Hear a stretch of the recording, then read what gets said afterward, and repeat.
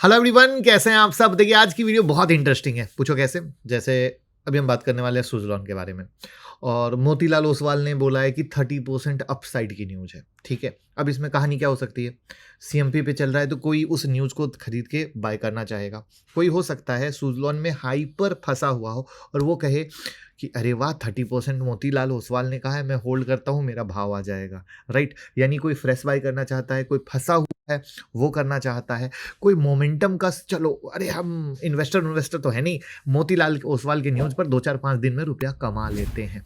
Right है, तो सबका अपना अपना डाउट है, आपका भी ऐसा कुछ हो सकता है। और इट्स नॉट अबाउट सुजलॉन, ऐसी न्यूज कई सारे मतलब बहुत सारे शेयर में कोई ना कोई ब्रोकिंग हाउस कभी 30 साइड अप साइड, कभी 60% डाउन साइड जैसी रिपोर्ट बनाता है और तब आपके दिमाग में आता है कि मैं क्या करूं, कैसे करूं। तो आज इस चीज को हम कवर करेंगे सुजलॉन के माध्यम से। तो आप किसी दूसरे शेयर में ऐसा सोच सकते हैं, कोशिश पूरी रहेगी। तो चलिए शुरू करते हैं। लेकिन भैया यूट्यूब मेंबरशिप से जुड़ जाइएगा। हर हफ्ते एक वीडियो आती है बेहतरीन लर्निंग के साथ, जो आपके लर्निंग को बहुत अनदर लेवल पे लेके जाती है। मार्केट कैसा रहेगा, मार्केट के आउटलुक कैसे हैं, सेक्टर एनालिसिस क्या है, FII DII की पोजीशन क्या है, मतलब एक से एक ऐसे वो बेहतरीन डेटा आते हैं जो हम नॉर्मल मार्केट में अवेलेबल नहीं रहते, या होते भी हैं तो आप उसका मतलब या अर्थ नहीं समझ पाते हैं, और उसका मतलब और अर्थ सिर्फ स्मार्ट मनी समझता है। उन सब को कवर करेंगे, तो ज्वाइन कर लीजिए, जिससे कि एक बार कम से कम एटलीस्ट ट्राई कीजिएगा तो आपको पता चलेगा। गुड न्यूज ये है कि एक फ्री सेशन होने जा रहा है फाउंडेशन डे के उपलक्ष्य में 1 जून को सुबह में 11:30 बजे, जो आप लोग काफ़ी समय से डिमांड कर रहे थे कि भैया एक Q&A सेशन हो और सिखाया भी जाए। तो हम आपका सवाल भी लेंगे, जवाब भी देंगे, चाहे वो स्टॉक मार्केट का हो, कमोडिटी का हो या क्रिप्टो का हो। गूगल फॉर्म का लिंक बायो में हो, कमेंट में हो, डिस्क्रिप्शन में हो, जहां फील कर दीजिएगा। लिमिटेड सीट है क्योंकि जूम पर हमारे पास अनलिमिटेड लोगों को लेने की कैपेसिटी नहीं है। तो जो लोग जल्दी से भरेंगे उनके पास लिंक चली जाएगी। तो ये सेशन को 1 जून को 11:30 बजे ज्वाइन कर सकेंगे। तो आपके सवाल और साथ में जो हम सिखाएंगे वो दोनों का मजा लेंगे और आप कहेंगे ये हुई भाई वाली बात। तो जल्दी से करें। तो देखिए, हम सबसे पहले अगर हम सुजलॉन पे आ रहे हैं यानी किसी भी शेयर पे, तो उसके करंट सिनारियो को डिस्कस करना चाहिए कि तो सुजलॉन में पिछले महीने या 1 साल से क्या हुआ है। ठीक है, फिर कुछ ब्रोकेज फर्म की कमेंट्री डिस्कस करेंगे कि उन क्या क्या पॉइंट ऑफ व्यू है सुजलॉन को लेकर। फिर यही नहीं रुकेंगे, कंपनी की स्ट्रेंथ क्या है, फ्यूचर को देखेंगे, तभी हम कुछ निष्कर्ष पे आ पाएंगे। तो सुजलॉन का नाम विंड एनर्जी स्पेस में है, पुराना है, आपको पता है। एक वक्त था जब ये मल्टी बैगर लिस्ट में हुआ करता था। फिर कंपनी को फाइनेंशियल क्राइसिस आई, डेट का प्रेशर आया, कंपटीशन और सरकारी जो इंसेंटिव स्कीम थी, जो पॉलिसी थी, वो चेंज आया, तो कंपनी बर्बाद हो गई और लोग बर्बाद हो गए और शेयर 2 रुपए पे आ गया। लेकिन अब गेम पलटता सा दिख रहा है क्योंकि कंपनी ने कर्ज कम किया, अपने प्रॉफिट को बढ़ाया, ट्रैक पर नज़र आया, और ट्रैक पे नज़र आके स्टॉक ने बहुत अच्छा परफॉर्म भी किया था। 86 के करीब तक गया था, फिर मार्केट की गिरावट होकर 49 तक आया। तो ये एक अप एंड डाउन की जो एक रैली की कहानी है, वो नेचुरल वे में मार्केट चला। ठीक है, यहाँ तक भी ठीक है।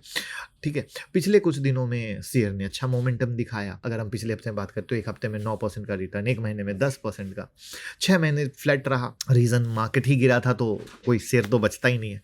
तो लेकिन पूरे 1 साल की बात करें तो 44% का सॉलिड रिटर्न दिया था। इसका मतलब सिंपल है कि शेयर काफ़ी टाइम से रेंज में अटका था, लेकिन अब वापस जान में आ गया है।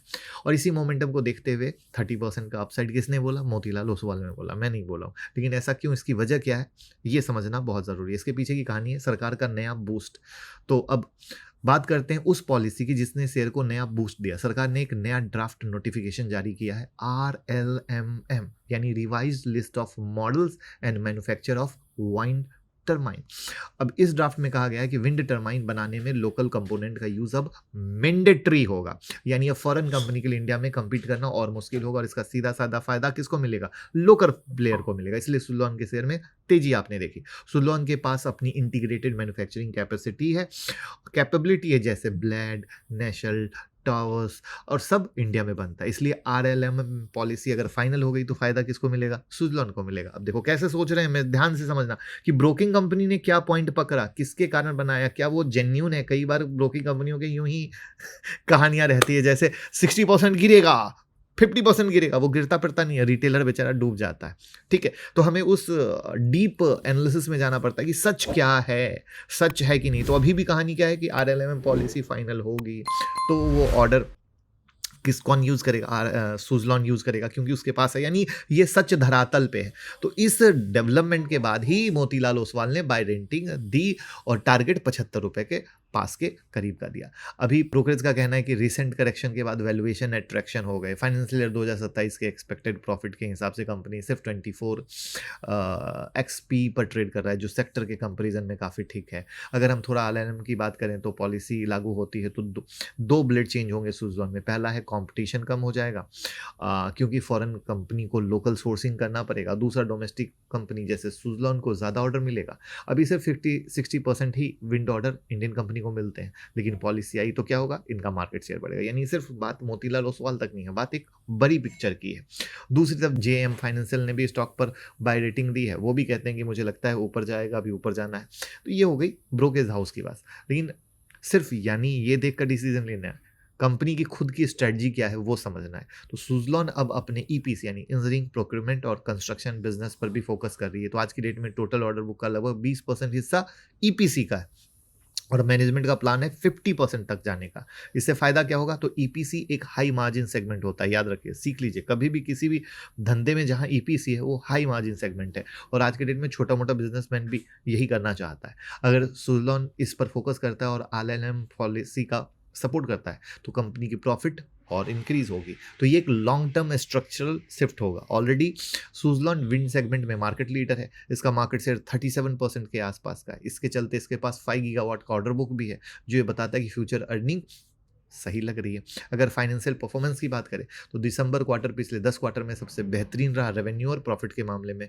जो कंपनी एसेट हैवी बिजनेस में होती है, यानी जिनके पास प्लांट मशीनरी होती है, उसमें मार्जिन एक बड़ा इम्पैक्ट लेता है। तो रिसेंट क्वार्टर में, दिसंबर क्वार्टर में ऑपरेटिंग मार्जिन प्रॉफिट 17% था, जो कि सितंबर के मुकाबले में 3% ज़्यादा। तो अब देखने वाली बात होगी कि आने वाले क्वार्टर में यानी मार्च का परफॉर्मेंस कैसा रहेगा, क्योंकि अगर मार्च का परफॉर्मेंस खराब हुआ तो फिर से कहानी खराब होगी। तो अब सवाल है कि क्या मल्टीबैगर बन सकता है? तो देखिए, अगर आप लॉन्ग टर्म इन्वेस्टर हैं तो रिस्क को तो समझना पड़ेगा। जहाँ पर सरकारी कहानी, जैसे अभी एक सरकारी ऑर्डर आया इस तरीके से, वो अच्छा है। कभी आया खराब तो खराब है। जैसे सुज़लॉन मल्टीबैगर उस समय भी था, लेकिन क्यों खराब हुआ उसके पीछे सरकारी कहानी है। मैंने इस पर बहुत पहले वीडियो बनाई थी।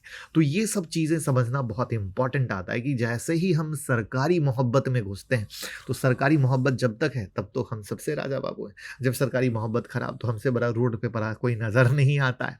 बाकी कंपनी अच्छे तरीके से डेफिनेटली काम कर रही है। वैल्यूएशन बेसिस देख लीजिए, या कर्ज को कम करना देख लीजिए, या अर्निंग को इम्प्रूव करना देख लीजिए। तो इन सब चीज़ों पर तो है ही है। और बाकी सरकार की अगर पॉलिसी आती रही तो बहुत अच्छा होगा। तो इस तरीके से भैया एक एक चीज़ों को देखते हैं, समझते हैं और उन का एक डॉट कनेक्ट करने की कोशिश करते हैं। और जब डॉट कनेक्ट करने की कोशिश करते हैं तब हमें जवाब मिलता है कि हमें बाय करना चाहिए या नहीं, शॉर्ट टर्म में जाना चाहिए या नहीं।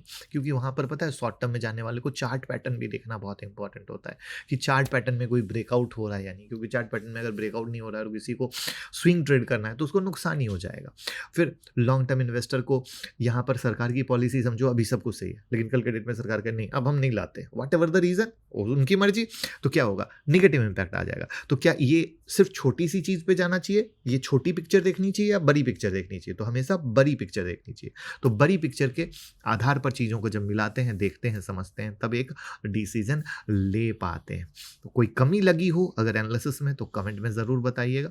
बाकी मेरा ये मानना है कि जब भी ब्रोकिंग की रिपोर्ट आती है तो ये नज़रिया रखिए, बहुत फ़ायदा होगा। डीमेट अकाउंट का लिंक कमेंट और डिस्क्रिप्शन में है, ओपन करके सपोर्ट कीजिए। और क्रिप्टो में भी आप अकाउंट ओपन करेंगे तो गूगल फॉर्म भर दीजिएगा, हर संडे सेशन होता है। तो सीखने और कमाने मिलते रहेगा। Thank you.